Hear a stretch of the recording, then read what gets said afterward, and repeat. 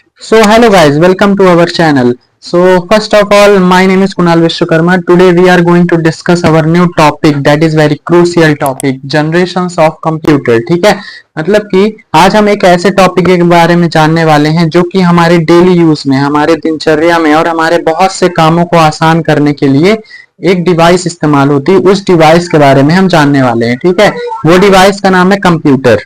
तो कंप्यूटर के बारे में तो आप लोग जानते ही होंगे बहुत से लोग, लेकिन कंप्यूटर जो है, कंप्यूटर का विकास कैसे हुआ, इसकी भी कई सारी पीढ़ियां हैं। उन पीढ़ियों के बारे में हम जानने वाले हैं। ठीक है, लेकिन जो कंप्यूटर का आविष्कार है वो बहुत ही पहले हो चुका था। चाइना में अबेकस नाम का एक कंप्यूटर था। ठीक है, तो वो कंप्यूटर नहीं था, मतलब एक डिवाइस थी जिसके माध्यम से हम जोड़ घटाना कर सकते थे। ठीक है, तो आज हम इनके बारे में जानने वाले हैं। First generation of computer. ठीक है, तो सबसे पहले आता है फर्स्ट जनरेशन ऑफ कंप्यूटर, पहली पीढ़ी कंप्यूटर। जो पहली पीढ़ी कंप्यूटर थे उनकी समय सीमा क्या थी? 1940 से 56।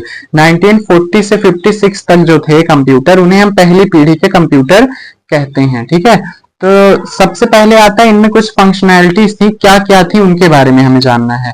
तो सबसे पहले आता है कोर एलिमेंट। ठीक है, कंप्यूटर में कोर एलिमेंट क्या था? तो कोर एलिमेंट का मतलब होता है कि जिससे, जैसे कि आज के समय में हमारे कंप्यूटर में क्या लगा होता है, एक चिप टाइप की लगी होती है जिसे हम कहते हैं माइक्रो प्रोसेसर, सीपीयू जिसे कहा जाता है। ठीक है, तो इसी तरह से पहली पीढ़ी कंप्यूटर में क्या लगा हुआ था, कोर एलिमेंट हम उसे कहेंगे। तो सबसे पहले सीपीयू शुरू से ही नहीं चला है, प्रोसेसर पहले से ही नहीं डिस्कवर हुआ था, वो तो फोर्थ जनरेशन में डिस्कवर हुआ है। कंप्यूटर में हमारे पास वैक्यूम ट्यूब थी, वैक्यूम ट्यूब। ठीक है, अब ये वैक्यूम ट्यूब क्या होती है? वैक्यूम ट्यूब मतलब जैसे आज के कंप्यूटरों में सीपीयू प्रोसेसर लगाया जाता है, उसी तरह पहले कंप्यूटरों में वैक्यूम ट्यूब लगाई जाती थी। ठीक है, पहले कंप्यूटर क्या होते थे, फर्स्ट जनरेशन कंप्यूटर बहुत बल्कि साइज के होते थे, बहुत बड़े बड़े होते थे। ठीक है, तो क्या होता था उनमें कि वैक्यूम ट्यूब्स लगाई जाती थी, और एक दो वैक्यूम ट्यूब नहीं, हजारों वैक्यूम ट्यूब लगाई जाती थी, तब जाके एक कंप्यूटर काम करता था। ठीक है, तो इस वैक्यूम ट्यूब का तो बहुत से साइड इफेक्ट भी हैं, वो हम आगे जानेंगे। सबसे पहले तो हम जान लेते हैं कि लैंग्वेज क्या यूज होती थी। तो फर्स्ट जनरेशन के कंप्यूटर में मशीन लेवल लैंग्वेज इस्तेमाल होती थी। Machine level, machine level language means binary language. ठीक है, 0 और 1 के फॉर्म में जो लैंग्वेज थी उसे हम मशीन लैंग्वेज कहते हैं। और मशीन लेवल लैंग्वेज जो थी फर्स्ट जनरेशन कंप्यूटरों में इस्तेमाल होती थी। सेकेंडरी स्टोरेज मींस जैसे सेकेंडरी मेमोरी के रूप में आज के समय में क्या इस्तेमाल होता है, हार्ड ड्राइव, हार्ड डिस्क, उसी तरह फर्स्ट जनरेशन कंप्यूटर में क्या इस्तेमाल होता था, पंच कार्ड, पंच कार्ड इस्तेमाल होता था।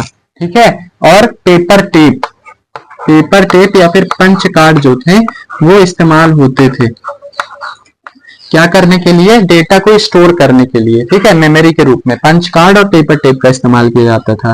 अब किस किस तरह के कंप्यूटर थे जो फर्स्ट जनरेशन में डिस्कवर हुए थे, कौन कौन से थे? एडसैक, एडवैक, यूनिवैक,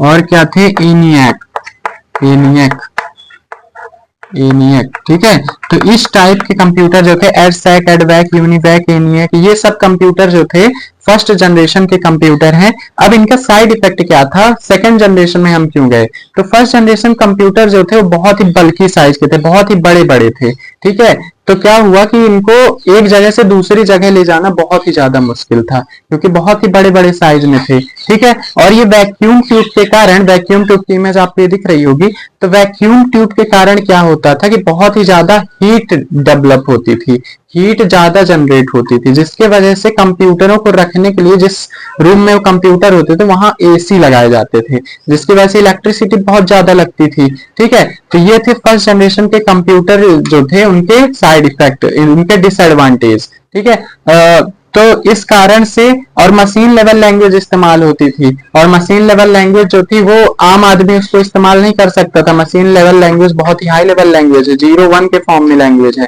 तो सबको ये नहीं आती थी। इसलिए जो बड़े बड़े साइंटिस्ट थे, बहुत ही ज्यादा पढ़े लिखे लोग थे, वही लोग ये कंप्यूटर चला सकते थे। ठीक है, तो ये थे हमारे फर्स्ट जनरेशन कंप्यूटर। अब हम चलते हैं अपने सेकंड जनरेशन के कंप्यूटर पे। तो अब हम पढ़ने वाले हैं अपने सेकंड जनरेशन के कंप्यूटर के। सेकंड जनरेशन कंप्यूटर किस तरह के होते थे। तो फर्स्ट जनरेशन के डिसएडवांटेज हमने पढ़ लिए हैं, किस तरह क्या क्या डिसएडवांटेज, बहुत ही बड़े साइज के थे, बहुत ही ज्यादा कॉस्टली थे, बहुत ही ज्यादा हीट जनरेट करते थे। तो इसमें क्या किया गया कि थोड़ा सा इंप्रूवमेंट किया गया, ठीक है। पहले जनरेशन में वो कोर एलिमेंट क्या था, वैक्यूम ट्यूब था, लेकिन अब सेकेंड जनरेशन की जो समय सीमा कोर एलिमेंट है वो क्या है, ट्रांजिस्टर, ठीक है। ट्रांजिस्टर का इस्तेमाल किया गया। अब ये ट्रांजिस्टर क्या है उसके बारे में हम जानेंगे, लेकिन सेकेंड जनरेशन की जो समय सीमा थी वो क्या थी, 1956 से 64, 1956 से 64 थी, ठीक है।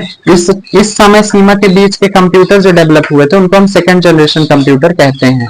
अब इस समय सीमा के जो कंप्यूटर थे ना, इनमें क्या इस्तेमाल होता था, ट्रांजिस्टर का इस्तेमाल होने लगा। वैक्यूम ट्यूब को हटा दिया गया क्योंकि उसमें बहुत ही ज्यादा डिसएडवांटेज थे, इसलिए हमने क्या इस्तेमाल करने लगे, ट्रांजिस्टर का इस्तेमाल करने लगे, ठीक है। अब ये ट्रांजिस्टर क्या होते हैं, तो बहुत से जब वैक्यूम ट्यूब मिल जाते हैं तो उससे एक डिवाइस बनाई जाती है जिसे हम कहते हैं ट्रांजिस्टर। ट्रांजिस्टर की इमेज आपको ये दिख रही होगी। तो ट्रांजिस्टर जो है इस टाइप के दिखते हैं, ठीक है। फिर लैंग्वेज कौन सी इस्तेमाल हुई, तो लैंग्वेज जो थी असेंबली लैंग्वेज। असेंबली लैंग्वेज क्या है कि ह्यूमन फ्रेंडली है ये लैंग्वेज, ठीक है।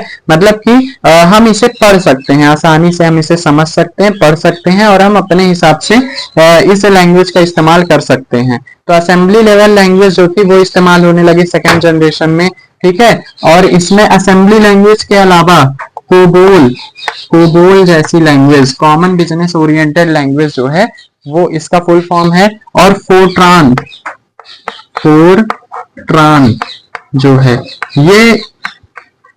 ये दो लैंग्वेज भी इसके साथ इस्तेमाल होने लगी, ठीक है। Assembly language, COBOL common business oriented language, and Fortran formula translation इसका फुल फॉर्म है। तो इस तरह की लैंग्वेज सेकेंड जनरेशन कंप्यूटर में इस्तेमाल होने लगी।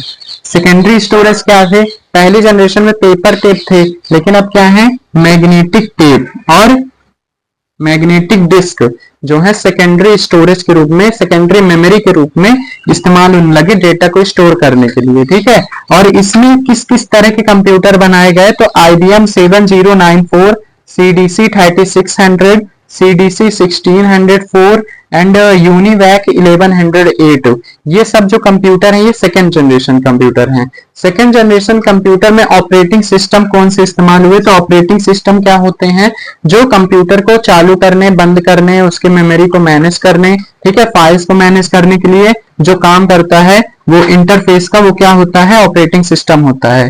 तो operating system, multi programming operating system और batch operating system second generation computer में इस्तेमाल होने लगे, ठीक है। तो ये था हमारे सेकेंड जनरेशन कंप्यूटर। लेकिन सेकेंड जनरेशन कंप्यूटर भी उतने ज्यादा फास्ट नहीं थे, ठीक है, और क्या थे, उतने ज्यादा सस्ते नहीं थे, चीप नहीं थे, अभी भी कॉस्टली ही थे, ठीक है। फर्स्ट जनरेशन कर रहे, बहुत ही ज्यादा ये भी हीट जनरेट करते थे इसके कारण से, लेकिन फर्स्ट जनरेशन से कम हीट जनरेट करते थे, ठीक है। तो ये सेकंड जनरेशन कंप्यूटर थे। अब हम चलते हैं अपने थर्ड जनरेशन में, देखते हैं उसमें किस टाइप के कंप्यूटर, क्या क्या इंप्रूवमेंट हुआ। दोस्तों अब हम आ गए अपने थर्ड जनरेशन के कंप्यूटर में। तो थर्ड जनरेशन के जो कंप्यूटर थे वो 1964 से 71 के बीच जो कंप्यूटर डेवलप हुए थे वो थर्ड जनरेशन के कंप्यूटर कहलाते हैं, ठीक है। तो थर्ड जनरेशन के कंप्यूटर जो थे ना, वो उसमें क्या हुआ, कोर एलिमेंट फिर से बदल दिया गया। क्या हो गया, इसमें इंप्रूवमेंट करके सेकेंड जनरेशन कंप्यूटर में इंटीग्रेटेड सर्किट, ट्रांजिस्टर को हटा दिया गया, अब इंटीग्रेटेड सर्किट डेवलप हुआ, ठीक है। इंटीग्रेटेड सर्किट का जो डेवलपमेंट है वो किसने किया था, जैक किल्बी जो है वो इसके इन्वेंटर माने जाते हैं। और इंटीग्रेटेड सर्किट जो है ये थोड़ा फास्ट प्रोसेसर है, ठीक है। ये क्या करता है कि बहुत से ट्रांजिस्टर इसमें लगे होते हैं, बहुत से ट्रांजिस्टर को मिला करके एक सर्किट बनाया जाता है जिसे हम कहते हैं इंटीग्रेटेड सर्किट या फिर आईसी चिप कहा जाता है, ठीक है। इसकी इमेज आपको दिख रही होगी। तो इंटीग्रेटेड सर्किट इस तरह काम करता है। और इसमें लैंग्वेज जो थी वो कौन कौन सी लैंग्वेज इस्तेमाल हुई थी थर्ड जनरेशन कंप्यूटर में, बेसिक, एल्गोल, पास्कल, PL1, ये लैंग्वेज है जो कि थर्ड जनरेशन के कंप्यूटर में इस्तेमाल हुई हैं। सेकेंडरी स्टोरेज वही है, magnetic tape and magnetic disk, ठीक है। एग्जांपल क्या क्या है, PDP, CDC 316, हनीवेल 6000, ठीक है। इस तरह के कंप्यूटर जो हैं ये वाले डेवलप हुए थे थर्ड जनरेशन में। ऑपरेटिंग सिस्टम जो था सेकंड जनरेशन में बैच ऑपरेटिंग सिस्टम का इस्तेमाल हुआ था, लेकिन थर्ड जनरेशन में time sharing, real time, multi programming operating system का इस्तेमाल हुआ है। ठीक है, लेकिन ये भी बहुत ही ज्यादा फास्ट नहीं था, थोड़ा मतलब फर्स्ट जनरेशन और सेकंड जनरेशन से बहुत ही ज्यादा इंप्रूव्ड वर्जन ये वाले कंप्यूटर हैं। ठीक है, लेकिन उतने ज्यादा अभी के जैसे फास्ट नहीं है। ठीक, तो इंटीग्रेटेड सर्किट का इस्तेमाल होने से थोड़ा फास्ट हो गए हैं, थोड़ा इनमें हीट भी कम जनरेट होने लगी है। ठीक है, इलेक्ट्रिसिटी भी कम लगने लगी है। ठीक है, साइज भी इनका छोटा होता जा रहा है जैसे जैसे हम जनरेशन आगे बढ़ रहे हैं, तो ये इंप्रूवमेंट हो रहे हैं। ठीक है, तो चलिए देखते हैं अब हम फोर्थ जनरेशन, तो अब हम पढ़ने वाले हैं अपने फोर्थ जनरेशन कंप्यूटर। ठीक है, फोर्थ जनरेशन के जो कंप्यूटर थे उनकी जो समय सीमा थी 1971 से 85 तक। ठीक है, इस समय के कंप्यूटर जो है फोर्थ जनरेशन कंप्यूटर कहे जाते हैं। इसमें जो कोर एलिमेंट था वो था VLSI, very large scale integrated circuit. ठीक है, तो ये भी एक तरह की आईसी ही थी, लेकिन ये very large scale integrated circuit है। ठीक है, और ये इसमें क्या था, फोर्थ जनरेशन कंप्यूटर में हमारी एक बहुत ही बड़ी चीज डिस्कवर हुई जिसे हम कहते हैं मल्टी प्रोसेसर इन्वेंटेड हुई। ठीक है, तो मल्टी प्रोसेसर इन्वेंट की गई, और मल्टी प्रोसेसर जो है वही है जो आज के समय में हमारी चिप जो इस्तेमाल होती है, प्रोसेसर चिप, उसे हम कहते हैं मल्टी प्रोसेसर। ठीक है, जो हमारे सीपीयू में लगी होती है। सबसे पहले जो मल्टी प्रोसेसर है वो इंटेल 4004 बना था। ठीक है, इंटेल 4004। ठीक है, तो लैंग्वेज कौन सी इस्तेमाल हुई थी फोर्थ जनरेशन कंप्यूटर में, C++, DBMS, ये वाली लैंग्वेज जो है वो इन्वेंट हो गई थी उस समय तक। ठीक है, प्राइमरी स्टोरेज के रूप में, अब यहाँ प्राइमरी स्टोरेज लिखा है, सेकेंडरी स्टोरेज तो मैग्नेटिक डिस्क, मैग्नेटिक टेप थी। प्राइमरी स्टोरेज जो है, प्राइमरी स्टोरेज जैसे आज के समय में रैम जो इस्तेमाल होती है, उस फोर्थ जनरेशन में क्या इस्तेमाल होता था, सेमीकंडक्टर मेमोरी का इस्तेमाल होता था। ठीक है, सेमीकंडक्टर मेमोरी का इस्तेमाल होता था मेन मेमोरी के रूप में। एग्जाम्पल कौन कौन से हैं फोर्थ जनरेशन कंप्यूटर के, DEC10, एप्पल 2, स्टार 1000, ये सारे कंप्यूटर्स हैं जो फोर्थ जनरेशन कंप्यूटर में बने थे। ठीक है, operating system time sharing, real time, distributed operating system जो थे ये इस्तेमाल होते थे फोर्थ जनरेशन के कंप्यूटरों में। ठीक है, तो दोस्तों ये अब थर्ड जनरेशन से भी इंप्रूव्ड वर्जन है, और ये मल्टी प्रोसेसर की वजह से और ज्यादा फास्ट हो गया है। ठीक है, मल्टी प्रोसेसर लगने की वजह से। इसमें मल्टी प्रोसेसर मतलब कि मल्टी प्रोसेसर जो है कॉम्बिनेशन ऑफ आईसीज होता है, बहुत से आईसी को मिला करके एक मल्टी प्रोसेसर बनाया जाता है जिसे हम कहते हैं मल्टी प्रोसेसर। और सबसे पहला जो मल्टी प्रोसेसर जो इन्वेंट हुआ था वो इंटेल 4004 बना था। ठीक है, तो लैंग्वेज C और C++ इस्तेमाल होती थी।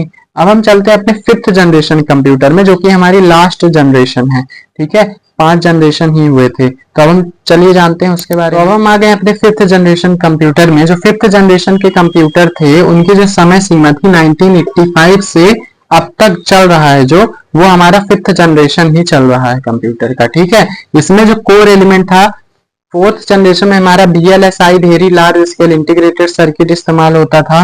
अब यहाँ पे उससे भी advance ultra large scale integrated circuit का इस्तेमाल होने लगा। ठीक है, तो थर्ड जनरेशन में सिर्फ इंटीग्रेटेड सर्किट का इस्तेमाल होता था, फोर्थ जनरेशन में उसे इंप्रूव किया गया, बनाया गया very large scale integrated circuit. Fifth generation में और इंप्रूव किया गया और बनाया गया उसे ultra large scale integrated circuit. ठीक है, तो लैंग्वेज थी और ज्यादा हाई लेवल लैंग्वेज जो थी इस समय तक डेवलप हो चुकी हैं, जैसे कि आज हम पढ़ते हैं पाइथन, जावा, C++, ये सारी जो हाई लेवल लैंग्वेज हैं वो डेवलप हो चुकी हैं और यूज होती हैं कंप्यूटर में। प्राइमरी स्टोरेज के रूप में रैम इस्तेमाल होता है, सेकेंडरी स्टोरेज के रूप में हार्ड डिस्क, हार्ड ड्राइव। ठीक है, और एग्जाम्पल क्या क्या है फिफ्थ जनरेशन कंप्यूटर के, तो एग्जाम्पल है जैसे डेस्कटॉप जो हम चलाते हैं, लैपटॉप, नोटपैड जो आज के समय में चलाते हैं, वो सब जो कंप्यूटर हैं ये क्या है, फिफ्थ जनरेशन कंप्यूटर है। ठीक है, ऑपरेटिंग सिस्टम क्या क्या इस्तेमाल अब हम करते हैं, MS विंडो इस्तेमाल करते हैं, लाइनक्स इस्तेमाल करते हैं, तो ये सब ऑपरेटिंग सिस्टम जो है ये फिफ्थ जनरेशन कंप्यूटर है और 1985 के बाद बने हैं। ठीक है, तो ये था हमारा पूरा एक्सप्लेनेशन जनरेशन ऑफ कंप्यूटर के बारे में। ठीक है, तो कंप्यूटर कैसे बना और बनने के बाद उसके कैसे टेक्नोलॉजी के साथ उसका विकास हुआ। अब के समय के जो कंप्यूटर हैं वो बहुत ही छोटे आने लगे हैं, बहुत ही बहुत ही ज्यादा चीप प्राइस में मिलने लगे हैं। लेकिन पहले के जो कंप्यूटर थे फर्स्ट जनरेशन सेकंड जनरेशन कितने बड़े बड़े होते थे, बहुत ही ज्यादा इलेक्ट्रिसिटी लगती थी, कोई आज नॉर्मल पर्सन उसे चला नहीं सकता था। लेकिन अब के कंप्यूटर कोई भी चला सकता है, ह्यूमन फ्रेंडली है। ठीक है, तो ये थे हमारे कुछ कंप्यूटर के बारे में पीढ़ियां, जो थी कंप्यूटर की पीढ़ियां, कंप्यूटर का विकास कैसे हुआ, डेवलपमेंट कैसे हुआ। ठीक है, आई होप आप लोगों को इससे कुछ नॉलेज मिला होगा। अगर आपको कुछ नॉलेज मिला हो तो हमारे वीडियो को लाइक करिए और चैनल सब्सक्राइब करिए। Thank you.